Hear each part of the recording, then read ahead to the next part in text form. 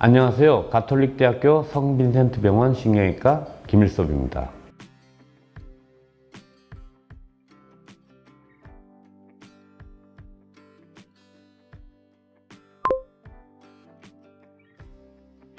요추라는 거는 허리뼈를 말합니다. 그래서 요추관이라는 거는 허리뼈에 신경이 지나가는 구멍을 요추관이라고 합니다. 그래서 요추관 협착증이라는 거는 신경학적 파행이라고 해서 다리가 저린 증상이 대표적인 증상입니다. 요추관을 쉽게 설명을 하자면 도넛을 차례차례 쌓아 올린 구조라고 생각을 하시면 됩니다. 그래서 도넛 안에 있는 가운데 구멍이 중심신경이 지나가고 도넛과 도넛 사이에 다리로 가는 말초신경이 지나갑니다. 그래서 요추관 협착증은 가운데 구멍이 좁아지는 경우가 있을 수가 있고, 그리고 도넛 사이로 나가는 말초신경이 지나가는 길이 좁아져서 증상을 일으키는 병이라고 쉽게 생각을 하시면 되고요. 대표적인 증상은 허리뼈에서 신경이 지나가는 구멍이 좁아져서 다리로 가는 신경이 압박이 돼서 감각 이상, 운동 이상, 심한 경우에는 대소변 장애를 일으키는 질병을 얘기하는데요.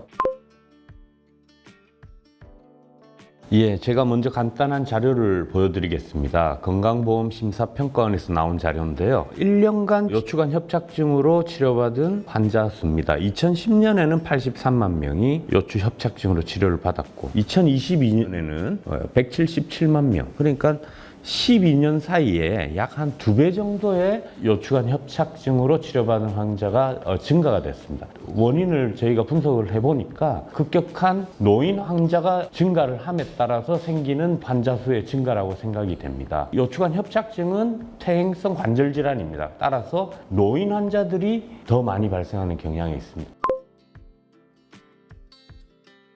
관절 비우로 인한 게 첫 번째 원인이 되겠고요. 허리는 관절 운동이기 때문에 허리 운동을 많이 할수록 관절 비우가 생깁니다. 그리고 나이가 증가함에 따라서 관절도 비우하게 됩니다. 또 하나는 관절이 불안정증이 생길 수가 있습니다. 그래서 대표적인 질환이 척추 전방 전이증인데, 관절이 불안정증이 생김으로써 요추관이 좁아지는 경우, 또 하나의 원인은 선천적으로 태어나면서부터 척추관이 좁은 경우, 이렇게 크게 3가지가 대표적인 원인이 되겠습니다. 요추관 협착증의 고위험군은 특별히 원인은 없습니다. 이것은 퇴행성 질환이기 때문에 고령 환자가 고위험군 되겠습니다. 남자, 여자 유병률은 큰 차이는 없지만은 여성에서 조금 더 높다고 그러는데, 이것은 여성 호르몬 이상으로 인한 척추 전방 전이증 여성분이 조금 더 빈도가 높습니다. 그래서 전방 전이증의 빈도가 높기 때문에 요추관 협착증이 여성분이 좀 더 많다는 그런 통계가 있지만은 뚜렷이 남자, 여자의 성별의 차이는 없다고 그렇게 알고 계시면 되겠습니다. 처음에는 증상은 대부분 요통, 그리고 엉치 통증이 아주 간헐적으로 나타납니다. 휴식을 취하고 일반적인 소염 진통제를 먹고 하면 증상이 대부분 좋아지는 경우가 대부분입니다. 하지만은 증상이 진행함에 따라서 다리로 뻗치는 증상, 신경학적 파행이라고 하는데, 조금 걸으면은 다리가 저려가지고 앉았다 가야 되거나 허리를 앞으로 숙여야 되거나 그래야지 증상이 호전이 있습니다. 그래서 하지 쪽으로 협착증이 점점 진행함에 따라서 아주 심한 경우에는 다리의 근력이 이제 약화가 됩니다. 그리고 더 심한 경우에는 대소변 장애가 이제 발생을 해서 수술적 치료로 가야 되는 경우까지 발생하는 게 정상적인 병의 진행 과정이 되겠습니다. 요추 아래에 천추가 있습니다. 천추는 허리뼈 상부에서 생긴 중심신경에서 내려와서 천추 꼬리뼈까지 쭉 연결이 되어 있습니다. 그래서 허리에서 신경이 압박이 되면은 요추 밑에 있는 천추신경도 같이 동반 압박이 됩니다. 그래서 방광과 관략근을 조절하는 신경은 천추신경이 되겠는데, 요추에서 압박이 되면은 천추의 신경까지 같이 동반 압박이 됩니다. 그래서 대소변을 조절하는 그러한 신경이 장애가 발생할 수 있습니다. 척추 질환 중에서는 일단은 다리의 감각 이상을 나타내는 그러한 척추 질환이 허리 디스크, 흔히 말하는 추간판 탈출증입니다. 비교적 젊은 나이에서 한쪽 다리의 증상이 갑자기 발생하는 경우가 대부분입니다. 하지만은 척추관 협착증은 비교적 고령의 환자에서 양쪽으로 서서히 증상이 악화가 되는 그런 차이가 있겠고요. 그리고 운동장애가 발생하는 경우, 다리에 이제 근력이 떨어지는 경우에 척추 질환에서 국한돼서 살펴보면은 목에 디스크가 심해서 중심신경이 압박되는 경우, 그리고 흉추에 협착증이 발생해서 다리에 감각 이상이 생기는 경우를 감별을 해야 되겠습니다. 그리고 또 다른 질환과 감별을 해야 되는 경우는 당뇨성 말초신경염입니다. 당뇨성 말초신경염은 발끝, 손끝에서부터 감각 이상 나타내는 그런 증상이기 때문에 요추 협착증과 좀 증상이 좀 차이가 있겠고요. 그리고 또 감별해야 될 게 하지에 혈관의 동맥경화가 발생하면은 하지에 부종을 같이 동반하는 경우가 있기 때문에 이러한 질병들을 다 요추협착증과 감별이 필요한 질환이 되겠습니다. 병원을 내원하신 경우에 일단은 일반 엑스레이를 촬영을 해서 다른 질환을 일단 먼저 감별을 합니다. 척추 불안정증이 있는지, 척추 골절이 있는지, 척추에 감염이 있는지를 먼저 감별이 하고요. 그리고 뚜렷이 요추관 협착증이 의심된다 그러면은 MRI를 찍어서 중심신경관이 좁아져 있는지 아니면 말초신경이 지나가는 후광공이 좁아져 있는지를 감별할 수 있는 방법이 MRI이기 때문에 검사 방법으로 추천을 드립니다. 먼저 요추 협착증이 진단을 받으면 약물 치료, 물리치료, 스테로이드 주사법 이렇게 보존적 치료가 첫 번째 치료 방법이 되겠습니다. 약물 치료를 먼저 합니다. 그래서 진통소염제, 그리고 하지로 가는 신경학적 파행이 있는 경우에는 항경련제, 하지의 혈관을 개선을 시켜주는 혈관 확장제, 이 세 가지 약이 치료 약물인데요. 이 세 가지 약을 적절하게 콤비네이션을 해서 하는 것이 첫 번째 치료법이 되겠습니다. 두 번째는 물리치료를 해서 근력을 강화하고 통증을 경감시켜주는 그런 방법이 되겠고, 이러한 약물치료, 물리치료로 효과 없는 경우에는 경막외 스테로이드 주사법이라고 해서 꼬리뼈를 통하든지 추간공을 통해서 경막외 스테로이드 치료를 해서 요추 협착증으로 인한 주변의 신경 부종이라든지 신경의 염증을 치료해주는 치료법이 경막외 스테로이드 주사법입니다. 그래서 3개월 정도 치료를, 보존적 치료를 해봅니다. 물리적으로 좁아져 있는 요추관을 넓혀지지는 않습니다. 넓혀지지는 않지만은 환자 증상을 좋아지게 해서 환자분들이 좀 더 수술적 치료까지 가는 기간을 좀 더 연장을 시킨다는 치료법이 보존적 치료가 되겠습니다.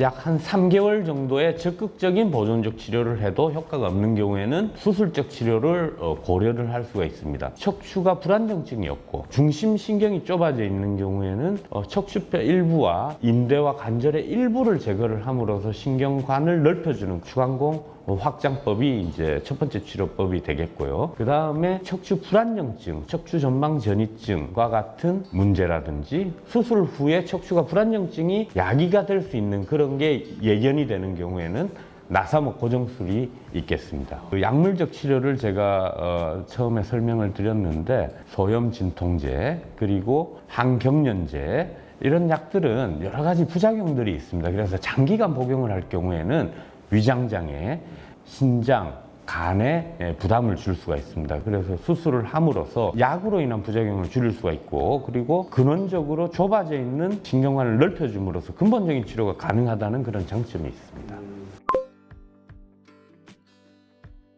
요추 협착증으로 인해서 다리 저림증이 이제 발생하는 경우에 후인대 그리고 관절의 일부를 제거를 함으로써 신경이 나가는 길을 넓혀줌으로써 다리 저림증의 호전을 기대를 할 수가 있겠고요. 그리고 척추 전방 전이증으로 인한 불안정증은 나사못을 고정을 하고 뼈 이식을 해서 뼈 유압을 함으로써 불안정증을 해소를 하고 다리로 가는 신경 나가는 구멍을 넓혀줌으로써 방사통을 없앰으로써 우리가 증상 완화를 기대를 할 수가 있겠습니다. 아주 드물지만은 수술한 부위에 주변 연부 조직이 신경과 들려붙어서 생길 수 있는 문제, 그래서 유착으로 인한 재협착이 생길 수가 있고요. 수술한 분절 외에 인접 분절에 또 다른 분절이 협착증이 발생을 하거나 아니면은 나사목 고정술을 했을 경우에는 뼈 유압이 완벽히 일어나지 않아서 생기는 관절통, 이런 것들이 이제 문제가 될 수가 있겠습니다. 최근 들어서 내시경 수술 치료법들이 상당히 발전을 하고 있습니다. 그래서 요추 협착증도 단일공 내시경, 양방향 내시경, 그래서 뭐 이런 내시경 수술로도 충분히 다 가능한 그런 수술입니다. 내시경 수술은 전신 마취가 필요 없이 국소 마취 또는 척추 마취로 수술이 가능하기 때문에 아주 고령의 환자, 그리고 내과적인 전신 질환을 가지고 있는 환자들에서는 전신 마취의 부담을 좀 줄이면서 그런 장점이 있는 수술이 되겠습니다. 마취 시에 생길 수 있는 합병증을 최소화하기 위해서 내과적인 검사를 충분히 해서 전신 질환을 충분히 다 치료한 다음에 마취과 의사하고 협진을 해서 수술을 해야 되고, 그리고 나사목 고정술을, 유압술을 해야 되는 경우에는 고령의 환자들이 대상이기 때문에 수술 전에 6주에서 12주 정도를 충분히 한 다음에 고정술을 받는 것을 권장을 하고 있습니다. 대부분 하지 방사통은 수술 직후에 좋아집니다. 보통 당일이나 그 다음날 보행을 하라고 하면은 환자분들이 감쪽같이 하지 저림증이 사라지기 때문에 대부분이 만족을 하십니다. 하지만 절개로 인한 통증, 그리고 유압술로 인한 통증은 유압술을 안 한 경우에는 뭐 한 3, 4일이면 대부분 좋아지고요. 유압술 하는 경우에는 한 2, 3주면은 통증이 좋아지기 때문에 너무 그 수술 후에 통증을 두려워 안 하셔도 됩니다. 다리의 근력 이상, 아니 대소변 장애가 없는 경우에는 다른 물리치료나 재활치료는 필요는 없습니다. 요추관 협착증의 수술은 좁아져 있는 신경관을 넓혀주고, 그리고 불안정증이 있는 척추를 고정을 하는 게 기본적인 컨셉입니다. 그래서 이전에는 크게 열고 절개를 하고 감압술을 하고 유압술을 하고 하는 치료법이 주 치료법이었는데요. 최근 들어서는 절개를 최소화하고 근육 손상을 적게 할 수 있습니다. 그리고 전신 마취가 어려운 경우에는 내시경을 해서 감압술을 하고 유압술도 내시경으로 할 수가 있습니다. 그래서 절개를 조금 최소화하는 게 요즘 트렌드가 되겠습니다.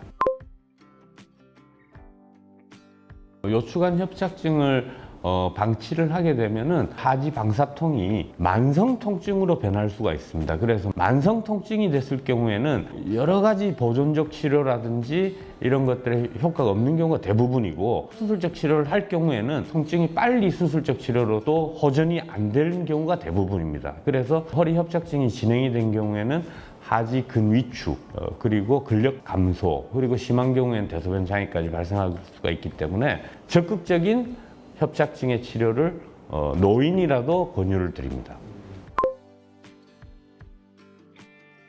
이게 이제 그 퇴행성 질환이고 노인분들에서 자주 발생하는 질환이기 때문에 이걸 예방하기는 상당히 어렵습니다. 하지만은 적극적인 운동을 통해서 기립근을 강화시키고 호흡 근육들을 단련을 시키면은 요추관 협착증 발생이 좀 더 늦출 수가 있고요. 체중을 조금 잘 조절을 하면은 우리 이 허리 관절에 대한 오는 부담을 좀 줄일 수가 있습니다. 그래서 근력 운동, 그리고 체중 조절, 이 요추관 협착증이 발생하는 연령을 좀 더 늦출 수가 있습니다. 그리고 금주, 금연이 예방법이 된다고 말씀을 드릴 수가 있겠습니다. 요추관 협착증은 주저하지 마시고 병원을 빨리 방문을 하셔서 적극적인 보존적 치료로도 충분히 나을 수가 있고, 노인에게 잘 발생합니다. 내가 나이가 많아서 당연히 아프겠지. 그래서 치료 시기를 놓치면 만성 통증으로 갈 수가 있습니다. 만성 통증으로 가면은 보존적 치료, 수술적 치료를 해도 쉽게 호전되지가 않습니다. 그래서 노인분들의 발생하는 협착증이 있는 경우에는 보존적 치료로 증상 호전을 기대를 할 수가 있습니다. 만약에 보존적 치료로 호전이 없는 그러한 협착증은 비교적 간단한 수술로서 증상을 좋아지게 할 수가 있습니다.